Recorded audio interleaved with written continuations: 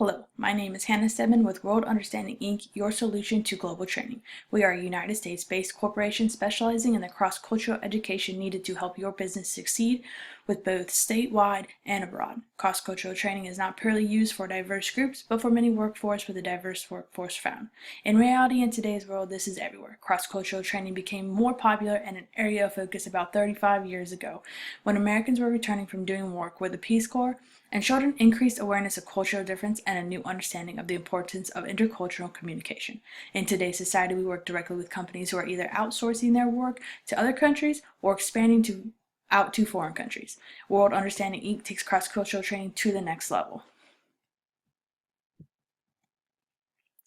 The workshops and classes focus on context, communication, religion, languages, time perception, food rituals, meetings, and how to negotiate with your current clients. Our company helps ease the pain of expansion and understanding how the area is looking to enter and work with directly.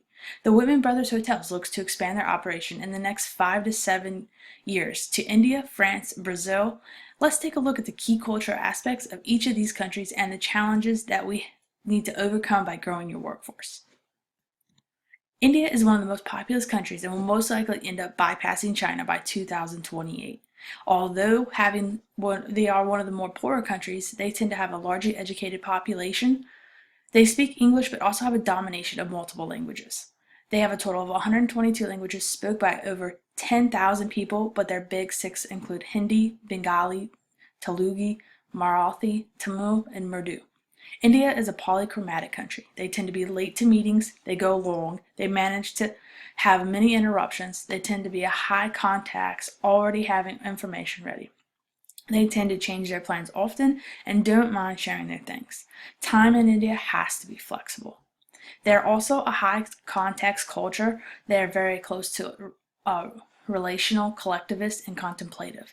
They value interpersonal relationships, trust, and they prefer harmony. We must be aware of our body language. India is a slow messaging, but working fast messaging into their daily flow. This is because friendships are valued and it takes time to build trust through their communication. India also falls under high power distance. They work off a hierarchy tower, including a top-down structure, where their distance and understanding not everyone in society is known as an equal. And they express how they feel through their attitude based off of culture and the inequalities that fall within. Moving on to France. France is a high context culture. They tend to read between the lines and use metaphors. They use a lot of nonverbal communication. Their body language and facial expressions can tell a whole story. Many French are reserved but have huge bond with the family and getting out into the community. They understand their relationships, they're committed, and they see a relationship as more than a task. They are very open with time. They have a similar aspect of time as India. You have to learn to be flexible. Understand that there will be interruptions. Meetings can take hours. You'll have to wait for someone important to get there before a meeting can even get started. They believe that the process is more important than the final product. The French do many things at one time. They get distracted very easily. They set goals of what they want to achieve and in the time frame they want to do it. They are very family oriented and put their relationships first into other importances. They tend to let people borrow and lend things easily. France's main religion is Roman Catholic. Although today's society does not have a set religious denomination, the majority of the population is Catholic, then Christian, no denomination, and a small percentage of Muslim. When doing business with France, they have a very clear vertical line of demand, with upper management always having the final decision that is then delegated to the subordinates. It is also important to express that you know the importance of being formal and professional. The way you dress, shake hands, gives a very first impression. Don't be impatient for details and take the business card first and do not put it in your pocket right away. The French take pride in their food and show appreciation. Moving on to Brazil. We can compare the United States and Brazil to get a feel of how opposite they are. According to Ting, Toomey, and Chow, they explain the differences of communication and other variables. And those include individualism versus collectivism, along with low context versus high context. The United States is seen as a very individualistic, low context, and Brazil is very collectivist and high context. What does this actually mean, though? Brazil is very much all about family. They go above and beyond just their parents and children. They include aunts, uncles, cousins, and everyone else. They are not self-centered or self-sufficient. They believe in loyalty of the group. They use consensus and they focus on harmony. They do not like confrontation, and as they believe it is rude. They do not like the word no. They will try and substitute it using phrases like well, maybe, let's see. Brazil is a very high context culture. They are complete opposites of the United States. They also like implicit language and figure out information from the context rather than using actual code.